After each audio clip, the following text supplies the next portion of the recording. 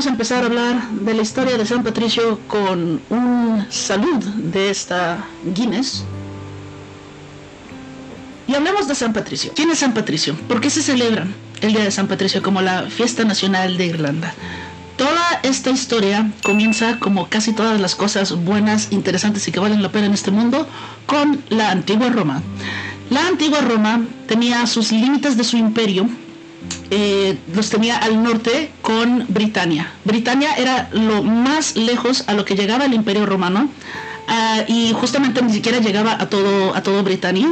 Había una parte de Britania que se separa, que es Escocia, porque justamente el emperador Adriano llega a la conclusión de que estos escoceses, malditos escoceses, arruinaron Escocia y construye un muro y lo delimita como el límite del imperio romano. Ahora hay que recordar que sí, si bien Roma era muy poderosa y muy mighty, podía llevar hordas de infraestructura y tropas y legiones a donde sea, este límite sí que era lo más lejos a lo que llegaba el imperio romano. Entonces no tenía la infraestructura de la Europa continental, de la Roma continental, para llevar la cantidad de refuerzos y recursos y logística que se necesita para conquistar toda la isla de Britania.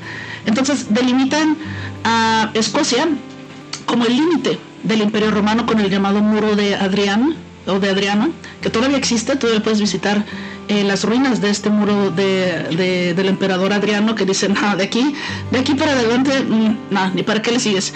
Y lo mismo sucede hacia el oeste, hacia la isla de Irlanda, que para los romanos escuchaban leyendas de que ahí vivían caníbales y que eran solo barbarians, ¿sabes? Salvajes. Entonces dijeron, ni lo intentes, ya tienes Britania, confórmate que tienes Britania, ¿no? Entonces la provincia de Britania, y por eso se llama Britain, por Britania, es parte del imperio romano por unos cuantos siglos, hasta que cae el imperio romano tras los saqueos de, me parece, los visigodos a la capital de Roma. Entonces colapsa el imperio romano por ahí del 400, si mal no me equivoco.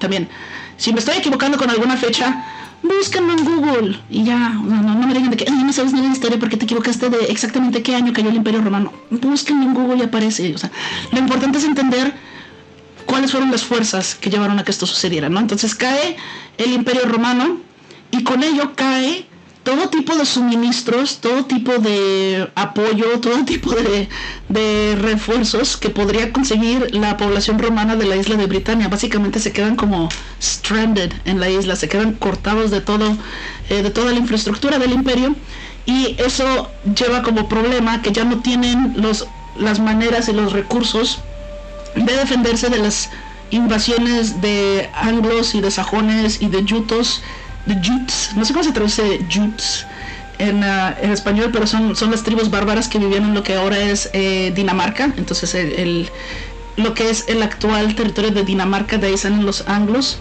y los jutos, estoy haciendo una mala traducción, y los sajones vienen del norte de Alemania, sur de Dinamarca. Entonces de ahí es como que un trip muy fácil en barco de Dinamarca a las islas inglesas, particularmente a la costa este de Britania. Entonces toda esta costa este termina siendo saqueada, y es cuando empieza un periodo llamado conocido como la era oscura anglosajona, que es un periodo como de unos cuantos siglos en el que no hay nuevas construcciones, se queman y destruyen todas las ciudades romanas, y las ciudades romanas que quedan se refugian en lo que es ahora Gales, y pues empieza el control anglosajón. Y los anglosajones pues no eran cristianos, los anglosajones no habían adoptado el cristianismo para ese entonces.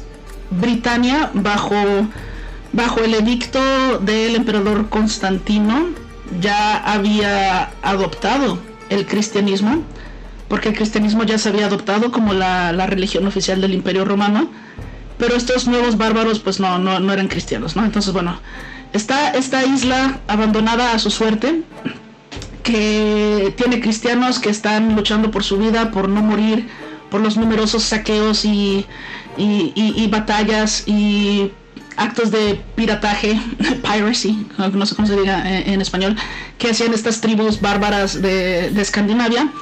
Y en este contexto nace San Patricio, en esta isla.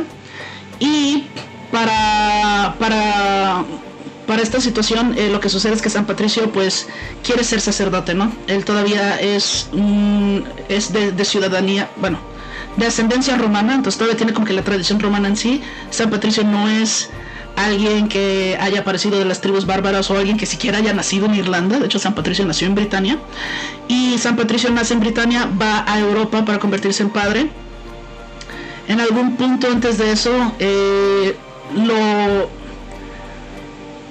tengo como que el dato un poco mezclado entre que si fue antes o después de que se convirtiera en padre, pero en algún punto San Patricio es secuestrado por piratas irlandeses que pertenecían a esta misma estirpe de piratas que secuestraban gente y los vendían como esclavos. Entonces secuestran a San Patricio y lo venden como esclavo a Irlanda. Cuando llega a Irlanda, él vive como esclavo una cantidad significativa de tiempo, por lo menos una década. Y después de liberarse, creo que sí, me parece que es después de liberarse que va a Europa y se convierte en sacerdote. Y una vez estando en Europa, tiene bueno, ya estaba en Europa, pues, pero ¿sabes a lo que me refiero? O sea, Europa continental. Va a Europa continental a convertirse en sacerdote. Y tiene esta visión, que es algo como que muy común de todos estos santos católicos, por ejemplo, Juana de Arco y San Patricio. Tiene como que esta visión de que la gente en Irlanda, que lo tenía previamente captivo, en su visión le estaban rogando que regresara a la isla para traer el cristianismo, porque en este contexto Irlanda todavía tenía a los antiguos dioses paganos celtas, y además los dioses vikingos que tenían en algunos de los pueblos que se dedicaban a la venta de esclavos. Porque sí, en este tiempo Irlanda está dividido entre celtas en la gran parte de la isla, pero a lo largo de la costa hay muchas ciudades que fueron fundadas por vikingos como centros de comercio de esclavos.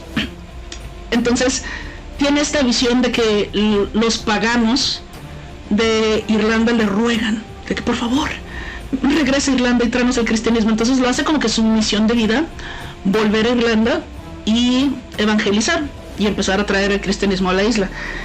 Es por eso que se tiene la idea de que San Patricio expulsó a las serpientes de Irlanda, que por eso no hay serpientes en Irlanda. Pero es que nunca ha habido serpientes en Irlanda. Serpientes era más como una analogía a los reyes paganos que había en Irlanda. Entonces era así como de que conviértete al cristianismo or else.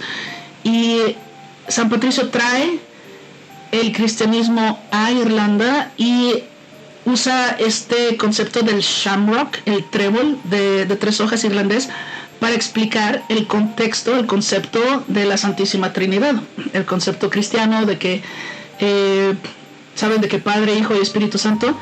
Él usó el trébol para explicar que todos son parte de uno mismo, pero son diferentes, ¿no? Entonces los irlandeses se quedaron así como de que, oh, sodani, narujodo, y adoptaron el cristianismo. Entonces Irlanda se convierte en tierra católica. En ese entonces pues no existía la revolución protestante todavía, no existían las otras denominaciones como el anglicanismo en Reino Unido y demás.